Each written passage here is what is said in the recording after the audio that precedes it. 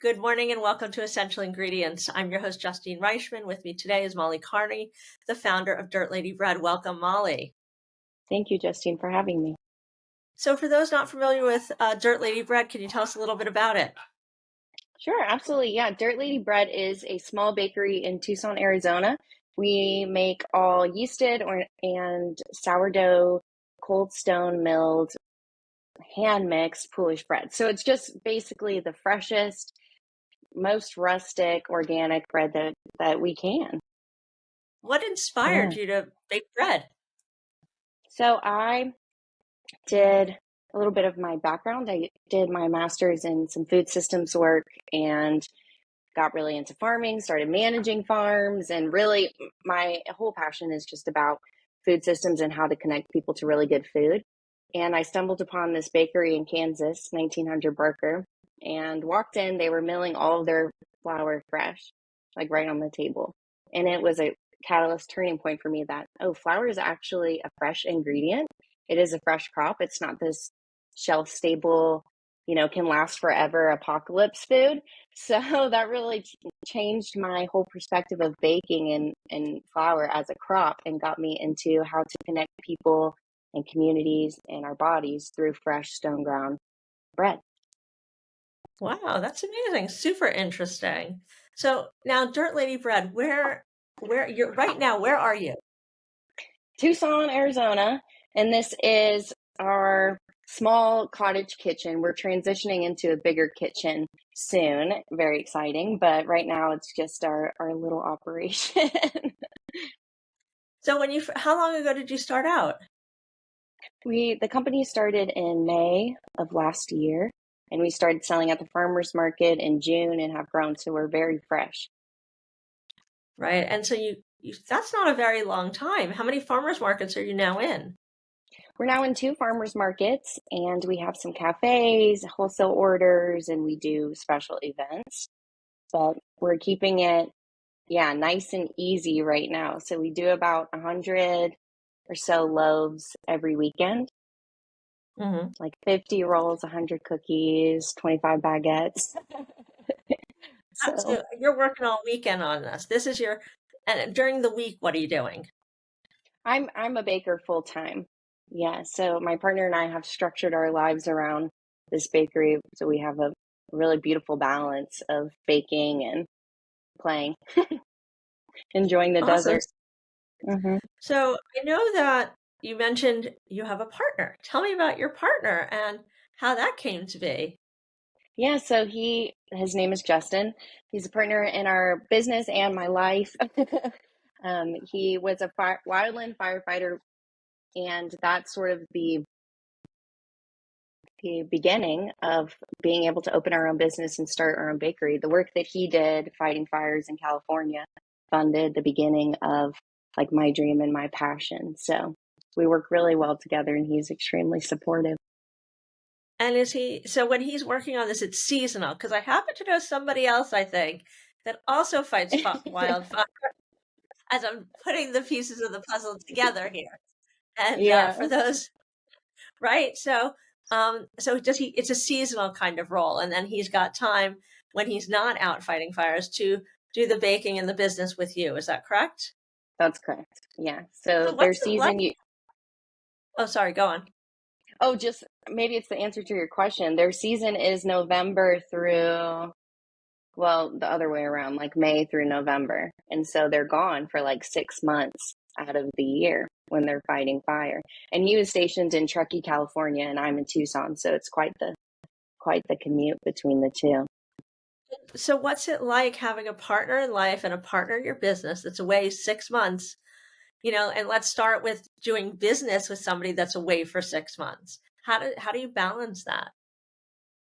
Well, really, it's so much more work on me, when he's gone.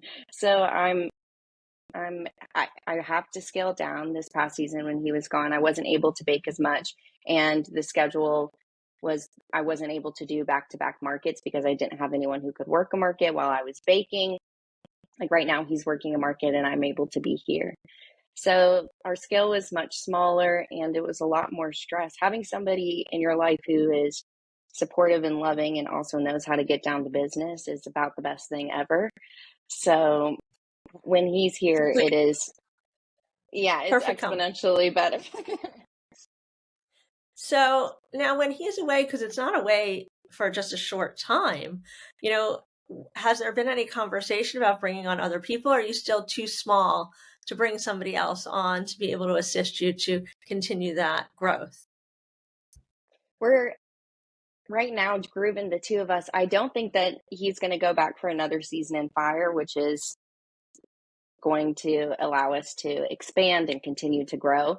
If he were going back, I would definitely need to hire somebody. There's no doubt about it, because I'm very pleased with how much growth we've made and how many people we're able to feed in our community. So Molly, I'm wondering, when you kicked off this business, it's the first time you're selling your own bread, not that you're working for somebody else. What was that experience like for you? How did you know that you had something that was going to be well received and the start of something really wonderful? You never really know, I guess. I just was showing up to the market with my loaves and hoping that it was going to go well. I received a lot of support from the other marketeers there, people who were selling and loving it and giving me a lot of support and feedback, because Tucson is also very seasonal. So I started in the summer, and there is a much lower population because it's 113 degrees.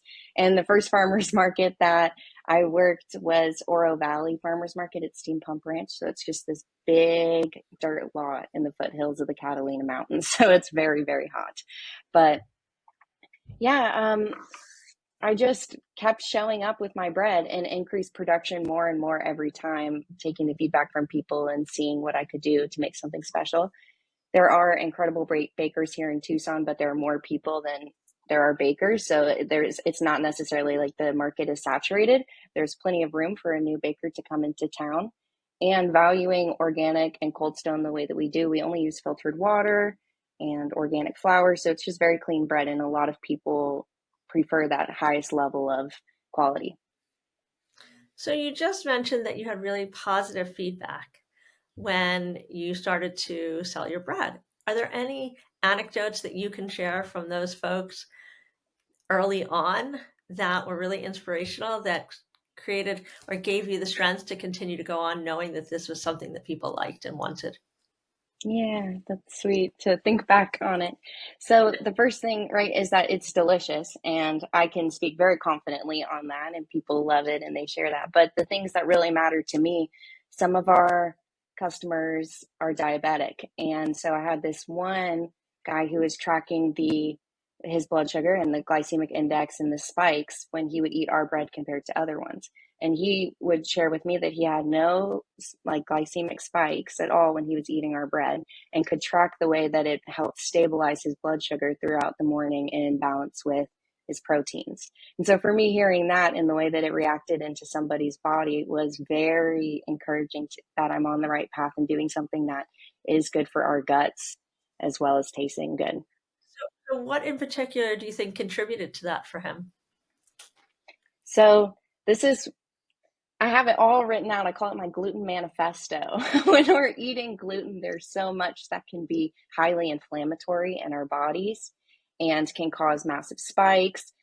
It really starts with the quality of the soil and the nutrition of the soil, and goes then right into if there are pesticides, herbicides, glyphosate sprayed all over the crop. And then flour, most of it is enriched or bleached. And so the enrichment has high levels of niacin and other additives that really can inflame and imbalance the gut.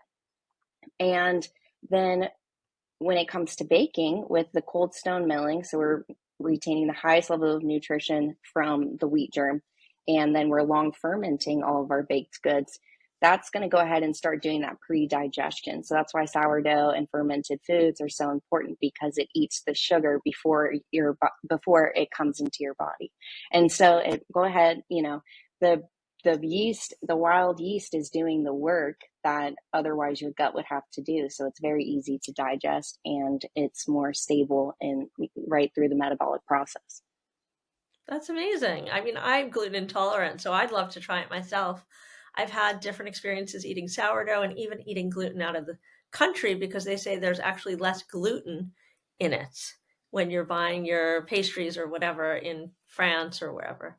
So, for Totally. me, this resonates because I like a little piece of toast with some salad on top or avocado or I mean, just dipping it in olive oil or for me, anything with butter because I use everything as Absolutely. a vehicle. Okay, let's be honest. So, Absolutely. so I'm wondering, since you've had such success with this and you're mindful about the gut and you're mindful about gluten, using this process, are you looking to make any additional products? So we are working right now, yes, right off the bat. And we're working with a farm called Oatman Farms. They're the first certified regenerative farm in the Southwest, certified regenerative organic. So before you go And on, tell us what regenerative means to you. It's a hot topic, and everybody yeah, seems to have a little bit of a different definition. So I'd love to hear from you, Molly. absolutely. So regenerative to me is a culmination of the way that we treat the planet and then the way that with our direct practices and then the way that the planet can treat us and we can continue with community and growth. So if we're doing regenerative farming practices, it's no-till, rotational grazing, all these amazing no chemical additives or herbicides or pesticides. It's all these really amazing farming practices that yield the highest like nutrient dense food with the most, with the highest level of microbial activity in the soil. And then right on top of that, it's labor and how we treat farmers and how we treat bakers and how we treat people who are in the food system and valuing their work the way that it should be valued. So I think regenerative is about our farming practices and how we treat each other and treat food as the center of our culture. And how do you see that's going to impact the future of food?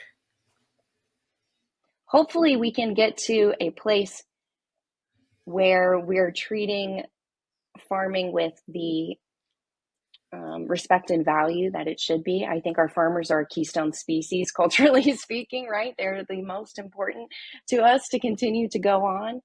And less than 1%, I think, of Americans are farmers. And so it's a really crazy, sad, rapid decline. And so if we could shift our culture to be valuing farmers and valuing, artisanal makers, then that with food as the epicenter, that could bloom into like an amazing paradigm shift of our health, crazy health Totally. outcomes. Yeah. And, maybe even act to mitigate certain diseases that we might encounter because there'll be less inflammation. I mean, I'm not a doctor, but that's just sort of where my head goes to it. So Absolutely.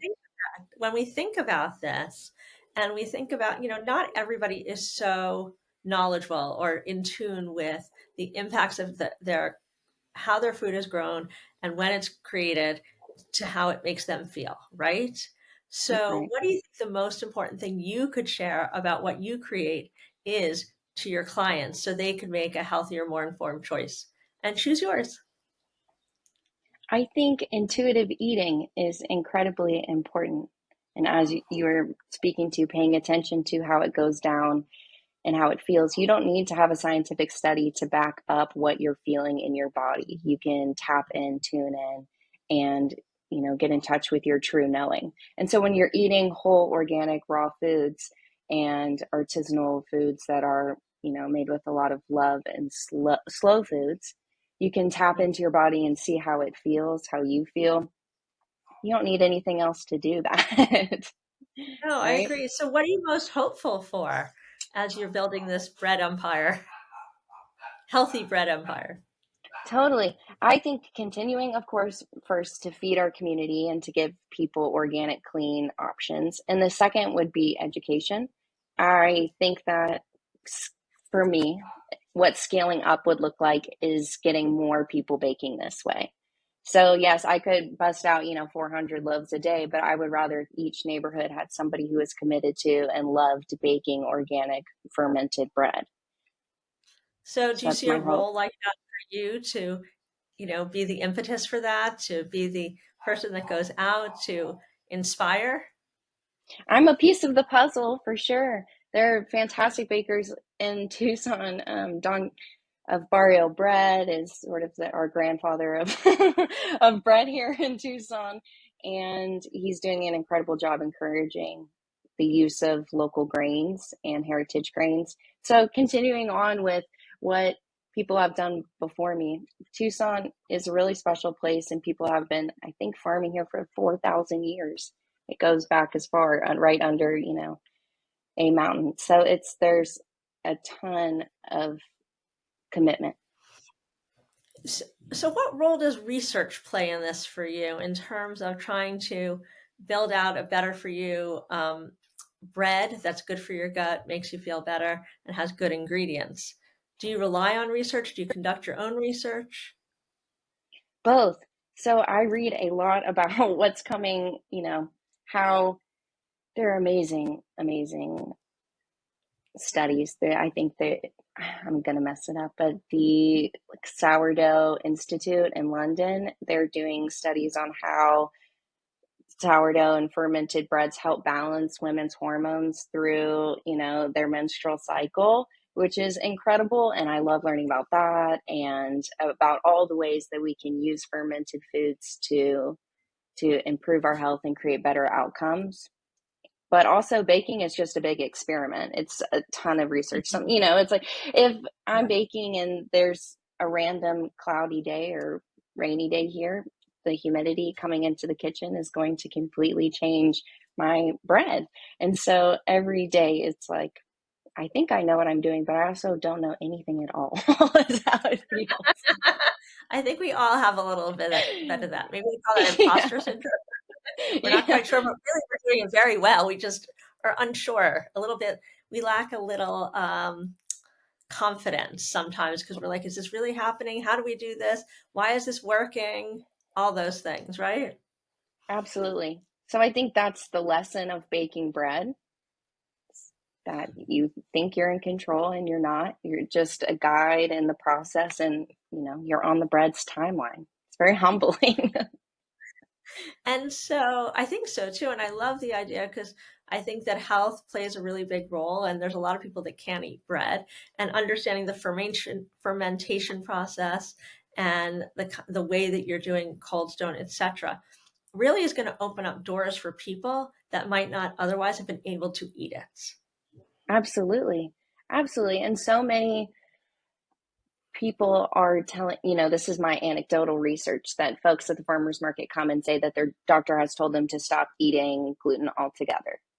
I'm like, well, you know, obviously I'm not a doctor, but it makes me think, what what is that? Is it the quality of gluten that's available on the market and it's so inflammatory that it's so much better to stay away from it? Or is it a root allergy that we need to think about? So I think that it's providing, that's the paradigm shift of providing enough options and information and access so that people can make a choice and see if it actually can work for their bodies. Yeah, I think so. I mean, I think that there are people that get blood tests and they're celiac, and I think that Absolutely. there is a lot of a truth to gluten being different and tolerated in different ways, depending on how and what the process involves. Um, Absolutely. that being that being said, I'm curious. You started this not too long ago. You and your partner, both in life and in business, invested money into it. Was it a choice to just be self-funded? What was the rationale behind wanting to be self-funded versus going to do a Kickstarter or something? I think this would be, if you ask Justin, this would be his favorite question. It's like just the ethos of working really hard and starting something between the two of us that we could build and share and create a family from and a life from. It's, it was a bit of a, bootstrap, pull yourself up by your bootstrap situation and business model. But we're at the point with enough growth and stability that we're able to provide for ourselves with baking bread. And so now we're at the stage where we think that it would be a good investment for other people or for our community to get involved in. But we had to make sure that we could do it and that we wanted to do it and that we loved to do it before we got anybody else involved. And what does that look like when you go to get other people involved? What does that look like for you? We'll see. So in negotiations for a storefront, which is going to be amazing and such a like a fun epicenter for the community, but also so much more investment.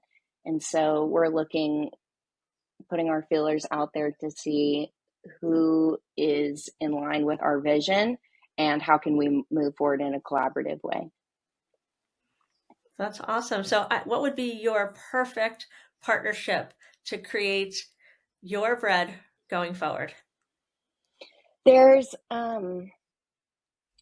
it's called the Dry Co-op here in Tucson. It's a regenerative based cooperative. So we would love to join the cooperative and, build from resources of these other amazing business people who are making it happen in the regenerative food sphere to continue making really high quality breads and using more regenerative flour. So I think building out partnerships and making sure that we're working really, really closely with our farmer and talks about the crops that are being grown. And so I think more partnerships than financial, but I do believe that the finances will bloom from that. So, I hope it does for you. I can't wait to try thank your you. bread. And for those that are in the Tucson area, where can they grab your bread? You can find us at the Oro Valley Farmers Market at Steam Pump Ranch on Saturday mornings and the Rito Park Farmers Market on Sunday mornings. And will we see you in stores anytime soon or online? Probably not. You'll have to come see me. I was just in Arizona, but I was in Phoenix, which Mm, so I didn't okay. quite make it there, but on the next trip. So, Yeah. Molly, it was so great chatting with you. I really loved learning about your bread company and your journey.